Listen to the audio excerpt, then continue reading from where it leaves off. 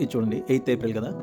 8th April ముందు మనం market sentiment ఎలా ఉందో చెక్ చేయాలి. సెన్సిబుల్ వెబ్సైట్లోకి వెళ్ళి 8th ఏప్రిల్ అంటే మనం 7th ఏప్రిల్ యొక్క మార్కెట్ పొజిషన్స్ ఏంటో చెక్ చేయాలి. ఎఫ్ఐఎస్ ఎలా ఉన్నారు? స్ట్రాంగ్ బులిష్ ఉన్నారు, స్ట్రాంగ్ బేరిష్ ఉన్నారు, రెండు ఉన్నారు. సో బోత్ సైడ్ వెళ్ళే ఛాన్స్ ఉంటుంది. అలాగే క్లయింట్స్ కూడా స్ట్రాంగ్ బులిష్ ఉన్నారు, స్ట్రాంగ్ బేరిష్ ఉన్నారు. సో ఇలాంటి డేస్లో ఏమవుతుందంటే మనకి మార్కెట్ ఫస్ట్ హాఫ్లో ఫర్ ఎగ్జాంపుల్ బులిష్ వెళ్ళింది అనుకోండి, సెకండ్ హాఫ్లో బేరిష్ వచ్చే ఛాన్స్ ఉంటుంది.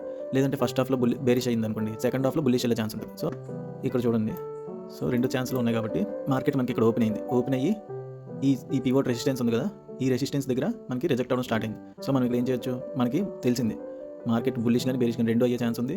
నెక్స్ట్ ఇక్కడ పివోట్ దగ్గర రిజెక్షన్ స్టార్ట్ అయింది. సో మనం ఏం చేయొచ్చు, షార్ట్ ట్రేడ్ ప్లాన్ చేయొచ్చు. ఇక్కడ ఈ పివోట్ దగ్గర షార్ట్ ట్రేడ్ ప్లాన్ చేసి నెక్స్ట్ ఉన్న పివోట్ వరకు మనం టార్గెట్ పెట్టుకోవచ్చు. దానికి 1:3, 1:4 మనం ఎస్ఎల్ పెట్టుకోవచ్చు. మనకి ఇక్కడ టార్గెట్ హిట్ అయింది సైడ్.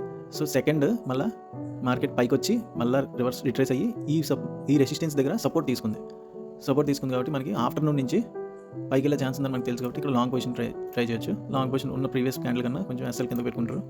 నెక్స్ట్ ఉన్న పివోట్కి టార్గెట్ పెట్టుకుంటారు. 1:3, 1:4 మీరు రేషియో మెయింటైన్ చేయొచ్చు. ఇక్కడ కూడా మీకు టార్గెట్ హిట్ అయ్యి. సో పివోట్స్ అలా పనిచేస్తాయి మనకి.